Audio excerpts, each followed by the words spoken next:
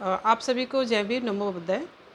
मैं डॉक्टर जयश्री दिवाकर हूँ और मैं दिल्ली के जो गुड़गांव का मेदांता हॉस्पिटल है उसमें जब प्लास्टिक सर्जन मैं ट्रेनिंग ले रही हूँ। इससे पहले मैं जनरल सर्जन हूँ एनटीपीसी में, झज्जर में पोस्टेड थी। तो अभी मैं अपने जो गो टूल से जुड़े हुए भाई बहन हैं, माताएं बहन हैं, उनके उनके के सपोर्ट की नॉलेज के लिए मैं कुछ बर्न पर जो पानी से बच्चे जल जाते हैं या खाना बनाते वक्त जल जल जाते हैं, तो उन्हें कैसे केयर करनी चाहिए, क्या नहीं करना चाहिए, वो क्या करना चाहिए, कब डॉक्टर को दिखाना चाहिए, इस पर मैं आपसे चर्चा करूँगी। अधिकतर हम लोग बच्चे जो जाते हैं गर्म पानी जैसे आसपास रख देते हैं, या हम गोद में बच्चे को लेके बैठ के चाय पीते हैं या गर्म चीज़ें का इस्तेमाल करते हैं। सबसे पहले तो वो ना करें, क्योंकि छोटे बच्चे हाथ लगा देते हैं, वो चीज़ें स्प्लेज हो जाती है एंड स्कैल्ड बर्न हो जाता है। दूसरा, अधिकतर औरतें जलती हैं क्योंकि रसोई में वो ही जाती हैं, खाना बनाती हैं, तो उनके जो कपड़े हैं ना कॉटन के होने चाहिए और ज़्यादा लटके नहीं होने चाहिए, अच्छी तरह से बंधे होने चाहिए। दूसरा ये है कि हमारे यहाँ देखा है मैंने अधिकतर कि औरतों का जो किचन है गैस है और गैस के ऊपर सामान होता है, सेल्फ होती है, तो गैस जल रही होती है और ऊपर से सामान उठाते हैं, तो उसमें क्या उनका जो पल्लू या चुन्नी आ जाती है, तो उससे अवॉइड करें। कुछ केसेस हमारे हॉस्पिटल में आए थे कि वो पूजा कर रहे हैं और साथ में शॉल ओढ़े हुए हैं, चुन्नी है, और जो दिया है ना उनके बगल में ही जल रहा है, उससे आग लगी। ये कुछ हैं। और दूसरा ये है कि जब भी खाना ना बन रहा हो तो गैस के जो स्विच है ना उसको ऑफ़ करके रखें।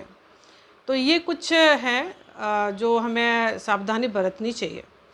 दूसरा ये है कि जब भी कभी जलें आप, गैस से जलें तो कभी भी जैसे कपड़े में आग लग जाती है तो लोग पैनिक हो जाते हैं।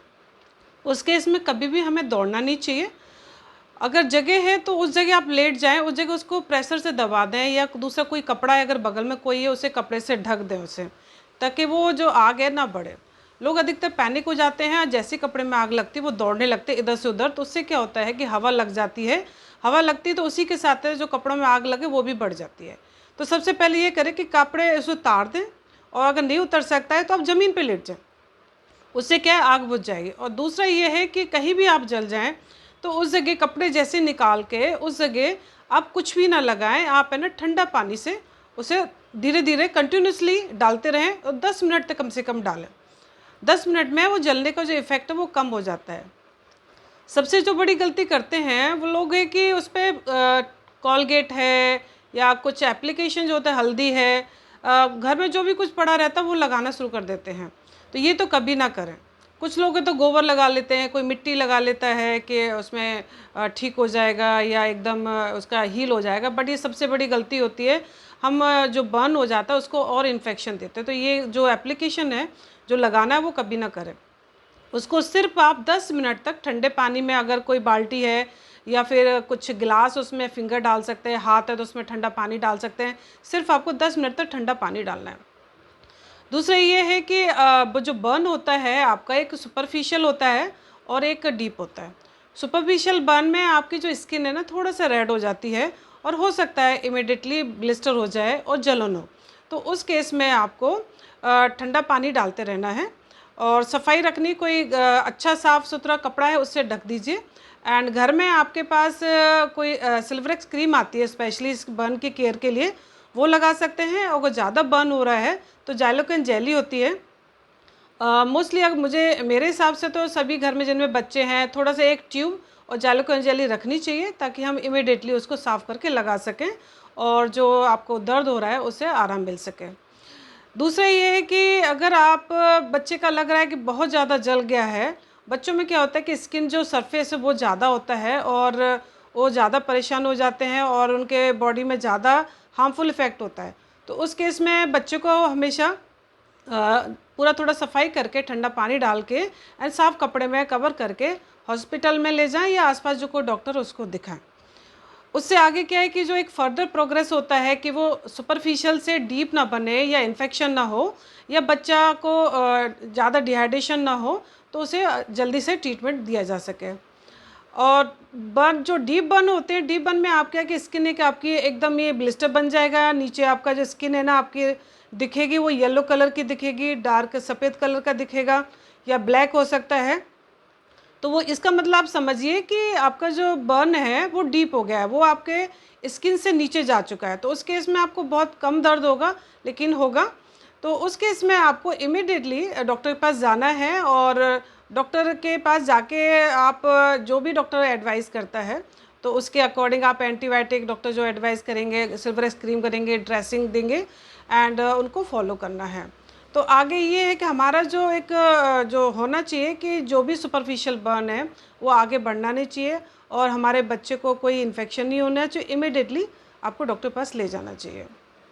दूसरा ये है कि बच्चे अधिकतर घर में एक कल ही की बात है कि मैं इमरजेंसी ड्यूटी में तो छोटे छोटे बच्चे, एक बच्चा आया 8 साल का, तो उसका सिर्फ वो आपका प्लास्टिक के जो एक स्केल होता है उससे खेल रहा था, एंड सडनली वो उसके ऊपर गिर पड़ा, तो उसके जो तालू में छेद हो गया।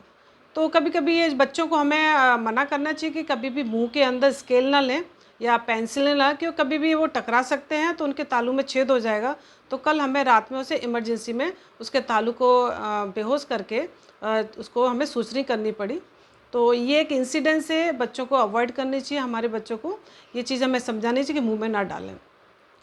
और इसके बारे में दूसरा ये है कि मैं ये कहना चाहूँगी कि बर्न के केस में कभी भी पैनिक ना हो। अगेन आई एम रिपीटिंग कि आप दौड़े भागे नहीं, हमेशा उसको थोड़ा काम करके थोड़ा शांतिपूर्वक उस चीज़ को देखें। कभी भी कुछ गलत मिट्टी का एप्लीकेशन या कुछ भी एप्लीकेशन जो मैंने बताया कि आप 10 मिनट्स तक खाली उसको ठंडे पानी से करें तो काफ़ी आपको आराम मिलेगा।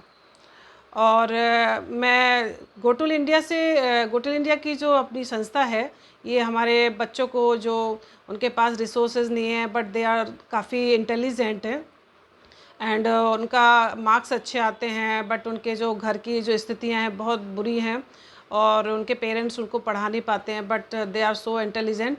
तो उसके रिलेटेड हम उन बच्चों को हम थ्रू द कंपटीशन सेलेक्ट करते हैं, एंड जो बच्चा मोर देन 90% या अपने कैपेबिलिटी के हिसाब से अच्छा कर रहा है अपने एरिया में, अपने समाज में, तो उसको हम लोग अपने एक टीम वर्क बनाइए गोटुल संस्था, उसके थ्रू हम लोग काम कर रहे हैं, उसको सपोर्ट कर रहे हैं।